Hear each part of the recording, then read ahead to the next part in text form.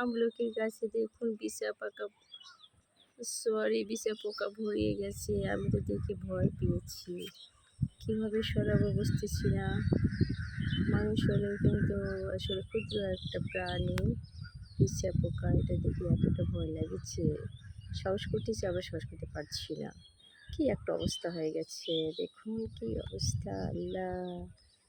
ভরিয়ে গেছে। এটা কিভাবে সরাবো? এটা এখন সার্চ দিতে হবে, কিভাবে এটাকে গাছ থেকে সরাতে হবে।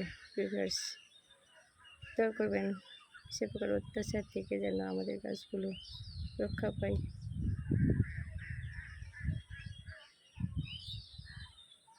কি অবস্থা, আল্লাহ গো!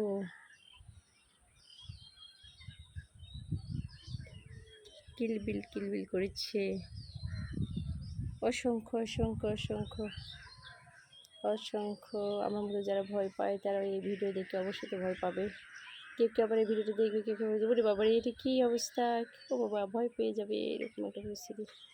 তো ভয় পাওয়ার কোনো কিছুই না, এটাকে আমি সরাবো সাহস করে। তারপরে গাছটাকে তো রক্ষা করতে হবে, তাই না? আমলকি অনেক একটা উপকারী ফল।